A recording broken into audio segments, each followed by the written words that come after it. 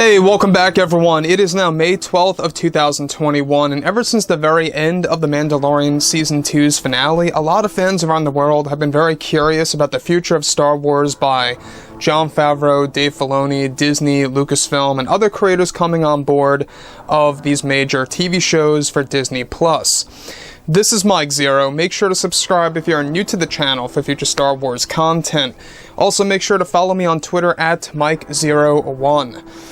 Now, everything related to Disney Star Wars. They're very busy now with Star Wars Andor, the Kenobi series, the Ahsoka show starring Rosario Dawson, just to name a few. I mean, that's just the tip of the iceberg of what's to come for this new expanded universe that Jon and Dave are handling as we speak.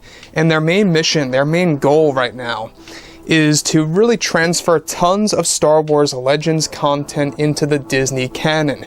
And I believe that that is probably the biggest exciting thing about the future of the franchise, the overall brand, and exactly how it's going to evolve. However, of course, Kathleen Kennedy is still indeed working on the Acolyte TV series with Leslie Headland. This by far is the one and only TV show that a lot of fans are up in arms over when it comes to Kathleen Kennedy and her agenda when it comes to Star Wars and exactly what she plans to do by creating new Star Wars fans and really kind of trying to do her own thing with the overall franchise. Now, what really worries me involves a specific Star Wars project. We're going to dive deep into this and how it's going to have a major impact on the original trilogy movies in a specific way that a lot of fans are going to be a little bit of a mixed bag over. A lot of fans are going to have different opinions on this once this actual project drops in 2022. Yes, we're talking about the Andor TV series and exactly what's going on with the project and how it's going to have a massive role in how we perceive a specific character. Now, of course, now that both Disney and Lucasfilm are focused on their new Star Wars universe, it's described that both Jon Favreau and Dave Filoni are actively creating shows like Ahsoka and Rangers in order to expand off the Mandalorian show. However, it's described that one TV series that is described to create a massive impact on the original trilogy movies that will retcon many aspects of Star Wars A New Hope, as well as the character Darth Vader. That very TV show is the Andor series that is actually currently filming right now. Now, it's described that the Andor series that is set to release next year will also include a major scene with Darth Vader that is going to provide a retcon to the character. However, this retcon is described to be very controversial among the choices made for how it will be told and exactly what it will entail. The Andor series is set to also create more retcons related to the original trilogy movies that are defined also as a controversial addition to Star Wars, based on how the story is being handled overall. Now, further, it's said that this series will make fans view Vader in a very different way for the original trilogy, and that many unexpected characters are set to return that will carry the storytelling of this major retcon in the show that will create a ripple effect with the original trilogy movies. Now, it's best described that a section of Darth Vader's past life that is yet to be inserted into the canon will surface in the Andor series. The Andor series is best described to hold a series of controversial retcons to the Star Wars universe and to the overall Star Wars fandom. So, here's the thing about the Andor show. I know a lot of you out there are really not looking forward to it all that much.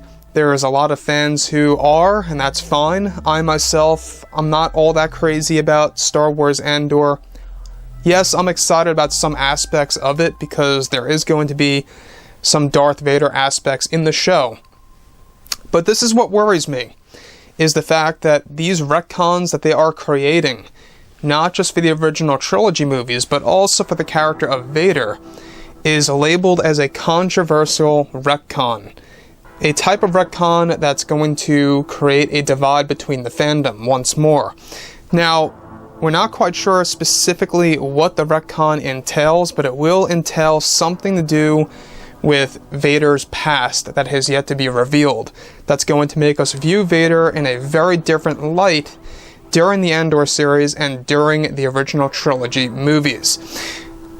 Now, I'm all for retcons if they're going to have a positive impact and a great impact on the characters to further make us understand things better, that's more in line with what we want with Star Wars Legends and more, I'm fine with that. But when you're embracing retcons, that's just being done for the sake of doing it, and how it's going to be a controversial thing that's going to divide the fandom, that to me is dangerous right now. That to me is something that should either be cut later down the road, or should either just be prevented in some way, shape, or form. Now, obviously, the Andor series is going to be very much like a Bourne Star Wars TV show. What I mean by Bourne, I'm talking about like the Bourne movies, right? The Bourne Identity, stuff like that. That's their overall structure. It's going to have that type of tone to it. And it's going to dive deeper into secrets about Vader and secrets about the Empire and the Sith and more. That's going to be a little bit of a side story in there based on the leaks that we've discussed before in the past. So, another thing that does worry me is how this is going to have a big impact on how we view the original trilogy movies. I'm a little bit lost as to exactly what kind of controversial retcon they could really create that's going to impact the original trilogy in a very negative way, or in a very, dividing way between the Star Wars fandom. That is very hard to pinpoint right now. I'm sure that we're going to learn more and more about that. A lot of the Andor set leaks, I'm sure that you guys have seen them. So far, the cinematography of the show, the settings of the show, it's looking great. I think it's going to have a lot of visual, one-ups to the show. Kind of like how The Last Jedi did. Visually, it looked amazing. Story-wise, it was horrible. This could very well be the same case for the Andor series, where it's going to look amazing, but the series is going to lack, and the overall story is going to lack. So we'll have to wait and see. I mean, we're set to get an actual trailer for the show this upcoming January/February of 2022, which isn't all that far away. I mean, we're halfway through 2021 already as it is. But when we go ahead and examine what's been going on with, of course, Jon Favreau and Dave Filoni, they're doing everything in their power to make things right. Now, Andor as a series, alright, is the project that Jon and Dave have the least involvement in. And this could very well be the reason as to why there are going to be controversial retcons. On the flip side, there's a remedy. If these retcons are really that damaging, Jon and Dave, if they really wanted to, they could always reverse the effects with other retcons that can counter what's being placed into the Andor series, in my book. In my opinion, that's the best way to go about doing things, and that really is the best way to go about solving those things. So, Darth Vader, these major retcons in the Andor series, it's going to be interesting to see how bad or how okay it's going to be between the Star Wars fandom. We're going to find out more about this as the months roll by.